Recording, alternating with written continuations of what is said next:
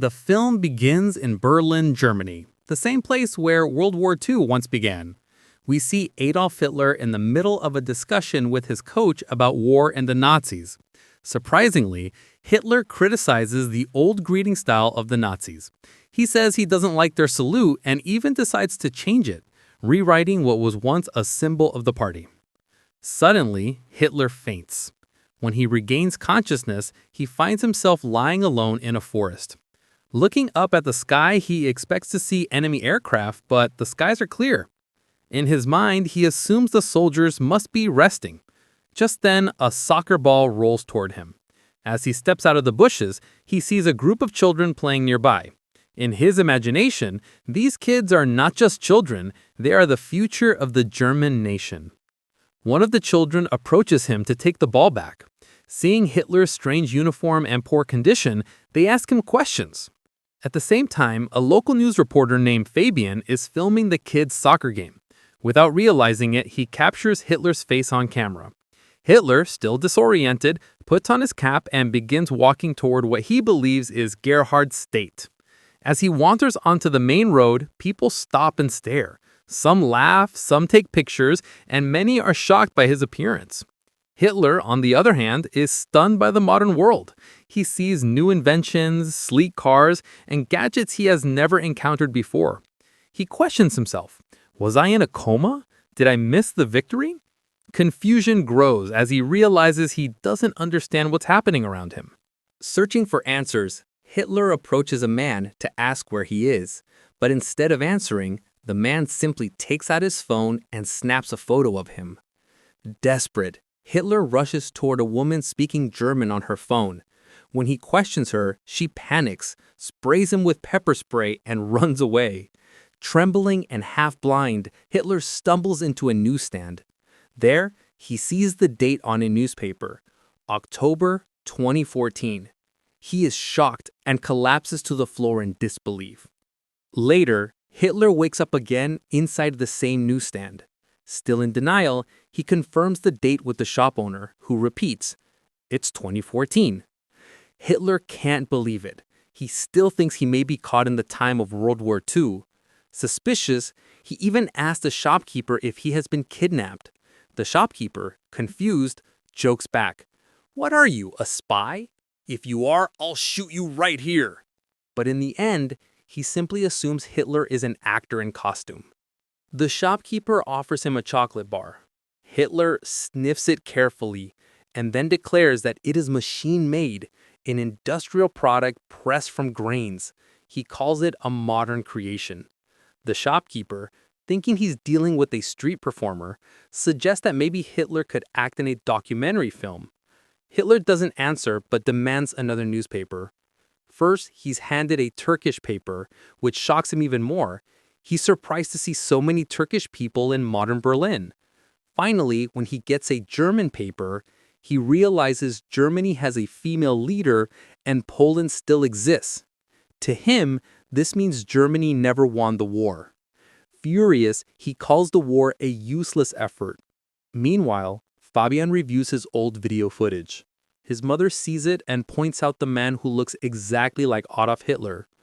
Fabian is stunned. Soon, fate brings Fabian and Hitler face to face. Fabian, amazed by his behavior and appearance, decides to make a film with him. He proposes taking Hitler across Germany to create a documentary. Hitler, fascinated by the idea, agrees. Fabian borrows his mother's car, grabs some cash, and they begin their strange journey together. As they travel, Hitler and Fabian interview regular people about politics. Hitler is shocked to discover that the same anger and frustrations he once used to rise to power still exist. People complain about politicians, democracy, and immigration. To Hitler, it feels like history repeating itself. The satire of the movie becomes clear. The dangerous emotions of the 1930s are still alive in the 21st century. But Hitler's violent side shows again. During one of their shoots, a dog bites his finger. Enraged, Hitler pulls out a gun and shoots the dog. Fabian is horrified and scolds him, but Hitler doesn't feel guilty. Fabian starts losing money, so to survive, Hitler begins drawing satirical sketches of politicians and famous people. To their surprise, the sketches sell, and they earn a lot of money. This allows them to continue their documentary. Soon, Fabian's videos of Hitler go viral online. Curious about his sudden popularity, Fabian returns to his old office and shows his boss, Christoph. At first, Christoph had fired Fabian, but now he's shocked by the massive views. He demands to know how to contact Hitler. Meanwhile, Hitler himself approaches Bellini, the managing director of a TV network. Bellini decides to put him on a late-night comedy show, thinking people will laugh at him. Christoph, jealous, tries to sabotage it by broadcasting the show in a sarcastic way. But once Hitler takes the stage and begins speaking, something unexpected happens. The audience falls silent and listens. His dark humor and dangerous speeches actually impress them. Instead of ridicule, Hitler gains real popularity. The satire has turned into reality. People are drawn to him again. Christoph, furious that his plan failed, leaks the video of Hitler killing the dog. The backlash ruins Bellini's career, and Christoph is promoted. Meanwhile, Hitler writes a new book about the 21st century, titled Look Who's Back. To everyone's shock, it becomes a bestseller.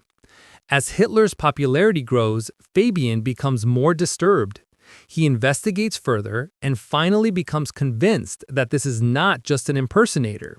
This is the real Adolf Hitler. He rushes to warn others but is dismissed as insane. No one believes him. After Hitler is attacked by neo-Nazis who accuse him of mocking the real Hitler, he is hospitalized. The German public, however, sympathizes with him, giving him even more support. In the hospital, Fabian confronts him again, desperate to expose the truth. In a chilling rooftop scene, Fabian pulls out a gun and calls Hitler a monster. Hitler calmly replies, "If I were truly a monster, why do people follow me? Why do they vote for me?" His words highlight the terrifying truth.